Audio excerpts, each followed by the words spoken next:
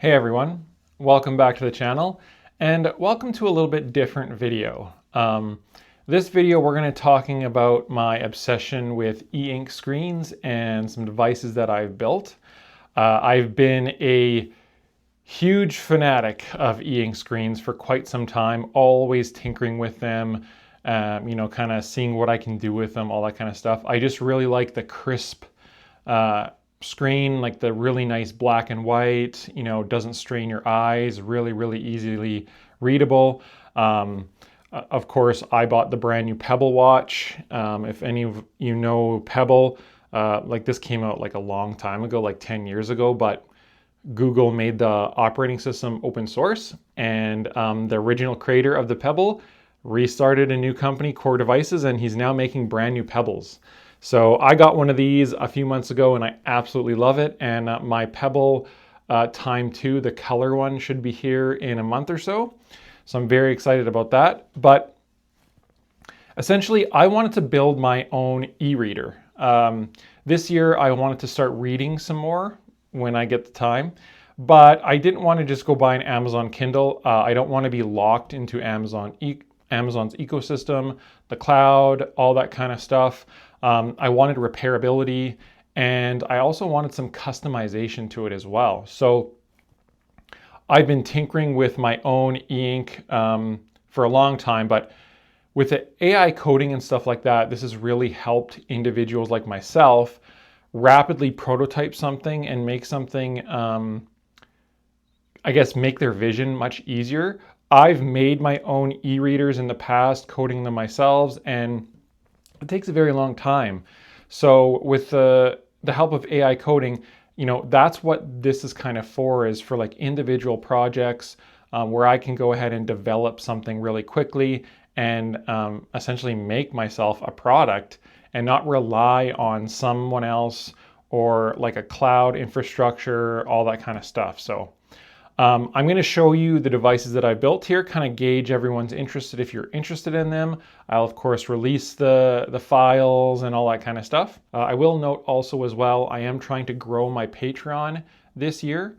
And if you are a Patreon supporter or a YouTube member, you get early looks at this kind of stuff, like sometimes 2 weeks or more earlier looks at these kind of things with videos or pictures or anything like that. So if you're interested in supporting the channel, definitely check out my Patreon in the description below, as well as check out some of my affiliates like West 3D. I just recently purchased some Berserker rails for my Simple Core rebuild, and that affiliate link really helps me out a lot as well. So the very first device here that I designed was based on a Raspberry Pi 02W. This is what I call the PiBook. I do really like the feel of this. It's, I would still say, like pretty compact. It's comparable to like other e-readers. This, however, is a little bit expensive. It's about $170 Canadian. It is kind of equivalent to a Amazon Kindle device. And the reason why the cost kind of goes up so much is the Raspberry Pi, they can be a little bit expensive. The WaveShare 7.4 inch screen here is like quite a bit of money as well, like $80. And then for the battery, I need a way to find out the battery voltage so that I can have a battery indicator. So I need an ADC circuit so I can read the voltage of the battery. You, of course, can build one yourself, but again, I'm trying to make this as easy to build as possible. So I went with a Pi Sugar, kind of like a backup power supply for the Raspberry Pi, and that's another 50 bucks, right? You add in heat sets and hardware, you have an SD card, and yeah, we're at, $170-ish Canadian. This is still a really great device though, and this is very powerful and very easy to program. Because this is a Raspberry Pi, this runs Linux, of course, and it runs Python. Python is like one of the easiest scripting languages out there. It's super fun to learn. It's very easy to code, and you don't have to compile it. You just run the script. So this is really, really modular, runs really well. The disadvantages, like I said before, are the battery life. It's a full Raspberry Pi. It doesn't really have a true hibernate in the sense of I want to be able to wake it up with a GPIO button. That I don't have that functionality in this. So battery life's about 6 hours, 8 hours, like just sitting on. While you're reading with Wi-Fi off and stuff like that, it might be a little bit longer.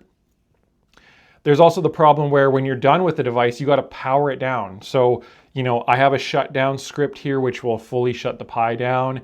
And then you have to turn off the Pi sugar. And then there's the cost. So this is really cool, and I'm really proud of it. And I still like this device. And I think, like, it's not like I'm going to abandon this. I'm still kind of really choosing between what I want. You could absolutely probably put a larger battery in here. The Pi Sugar comes with a 1200 milliamp battery, which is a little bit on the smaller side. I would want like a 2000 milliamp battery in here, but that's what the Pi Sugar comes with. I'm pretty sure I could desolder the existing battery and just put a bigger one on. That would be totally fine. But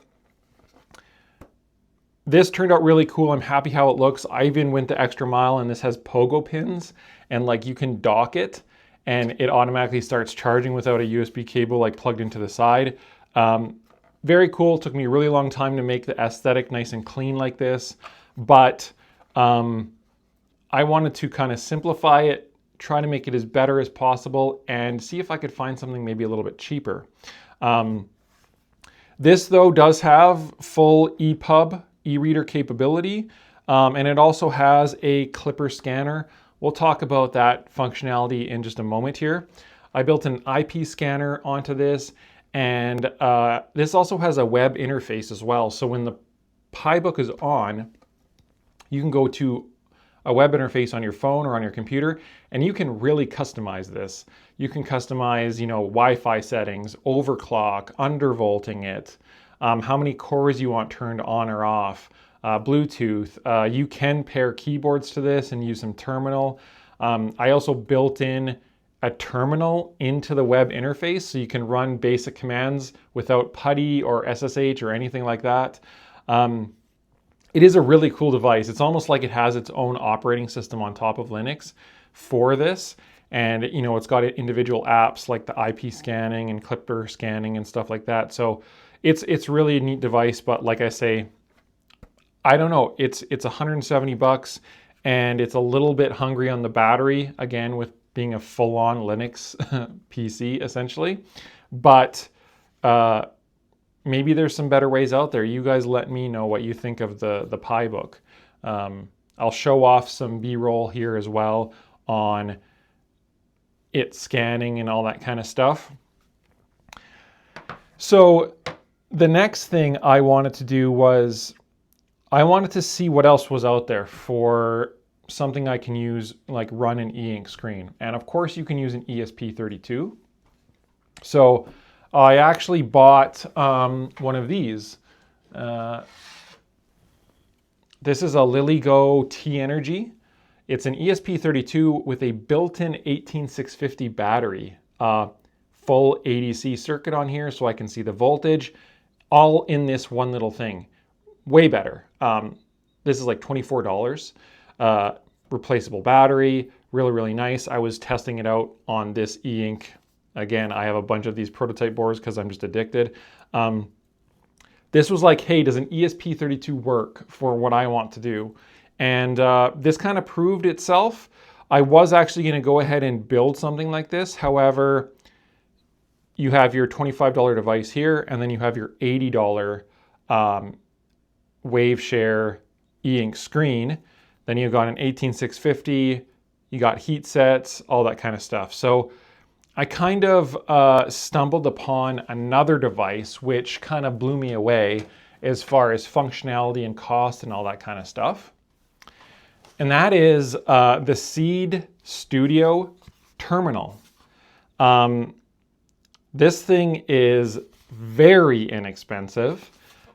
I'm pretty positive the same manufacturer makes this e-ink screen as Waveshare. Like, they're pretty much identical in every aspect. This is like $70 Canadian shipped to your door, obviously even cheaper in the United States, and it's done. That's everything you need.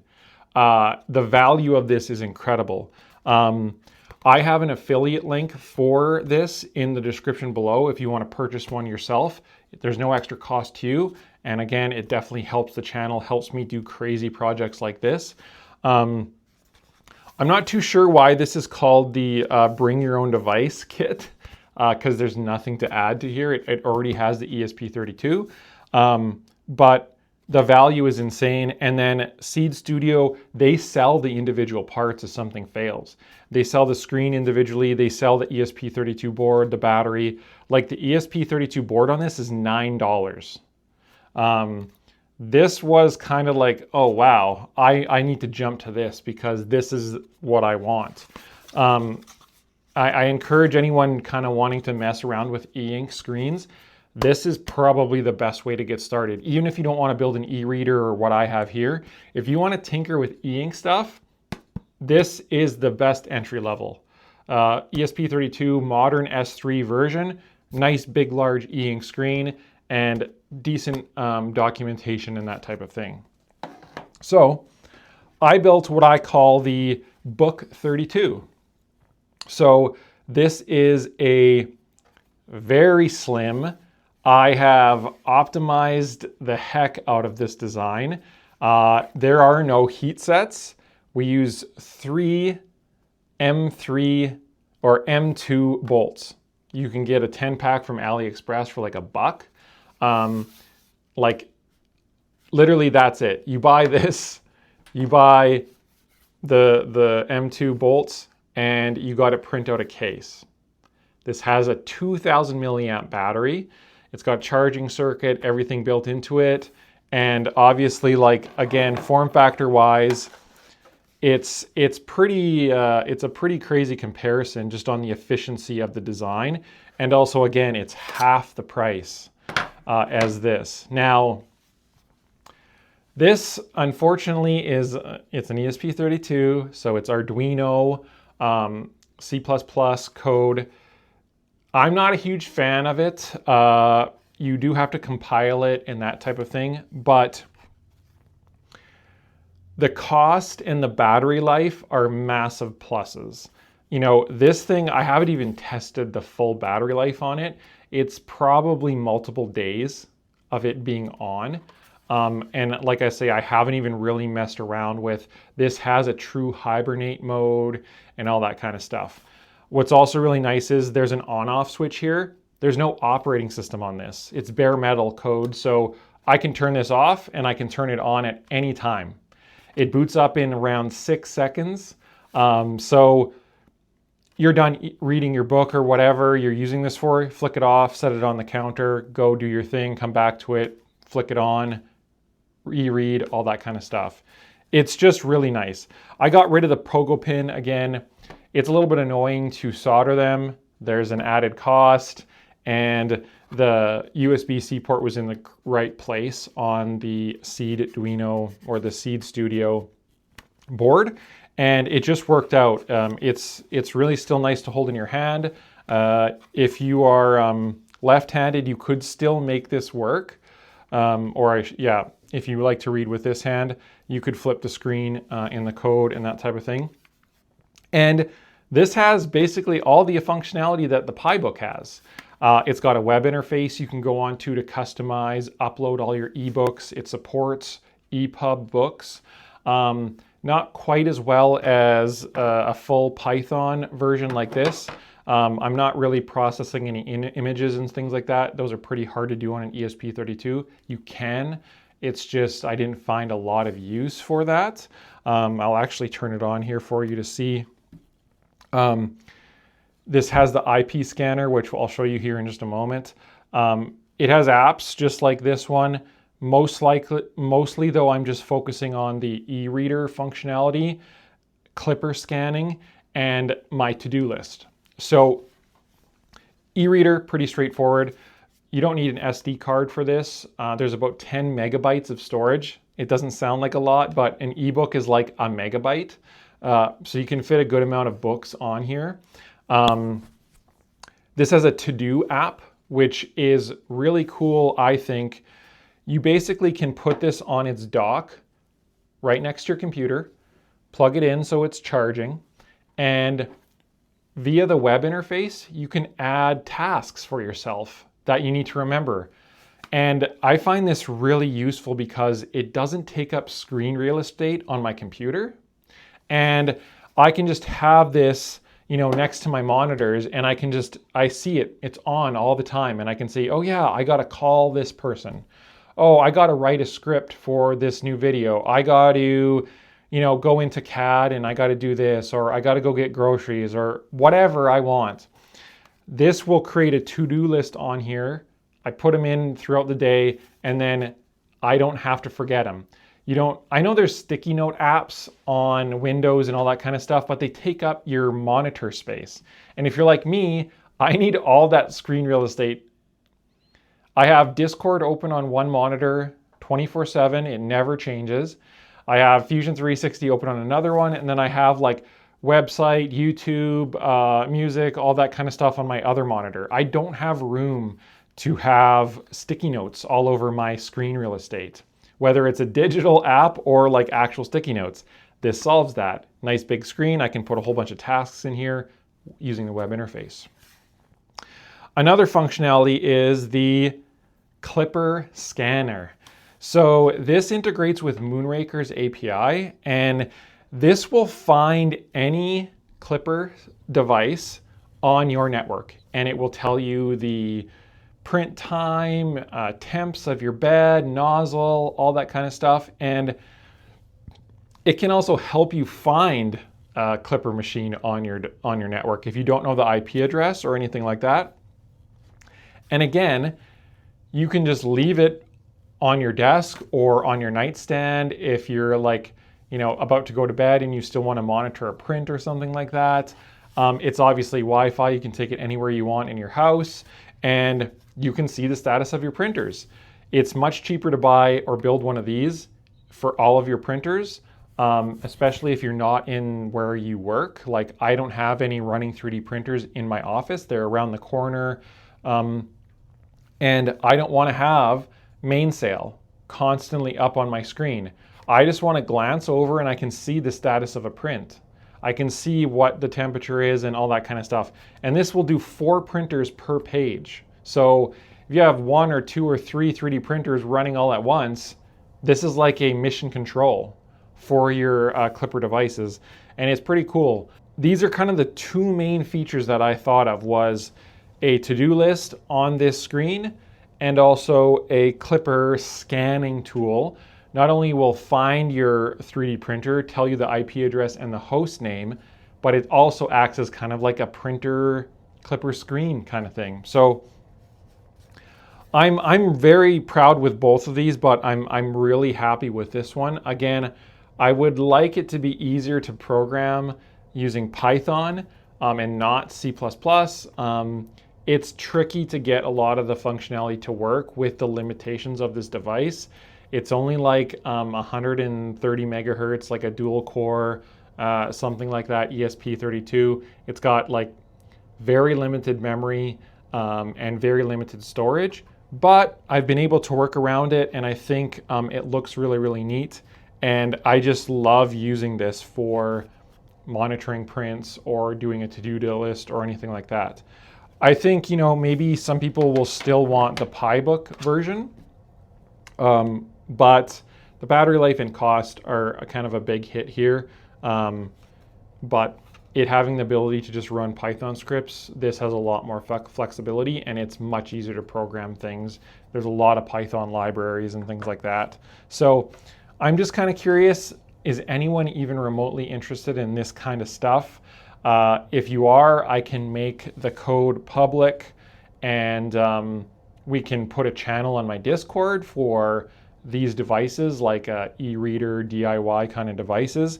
I'm really having a lot of fun using the Book 32, and I'm not too sure if I'm going to sell this prototype version if I don't intend to kind of take it any further. But like I say, you could probably get the price of this down a little bit with the change of a couple of components in here. I just don't think you're going to come to the price of this.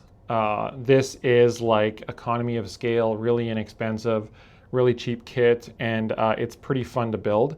I will say as well, for the button here, I'm just using a surface mount silent button behind this 3D printed button here for kind of like a silent press. It's got a squishy feel to it. It's not terrible, but there you can buy a package of them, like 100 for like a couple bucks on AliExpress. And essentially all you need to do is solder 2 points to the button and 2 points to the ESP32. That's it. That's all the soldering that you need to do on this thing. So this is just more DIY friendly as well. So this is kind of like a big video. I tried to fit as much in as possible. If you want to know more about these, or you want another video just specifically talking about either one, I can do that. Like I say, ask me some questions in the comments below. Hop on my Discord. I do have an electronics channel right now on my Discord. You can post questions there if you like as well. Again, if you're interested in supporting this channel, definitely feel free to check out my Patreon, check out my affiliate links for the Seed Studio terminal or West 3D if you're just strictly into 3D printers and need parts or that type of thing. But I had a lot of fun building these. I'm going to continue kind of working on these on my own regardless, but I really wanted to share them all with you, and appreciate you watching the video.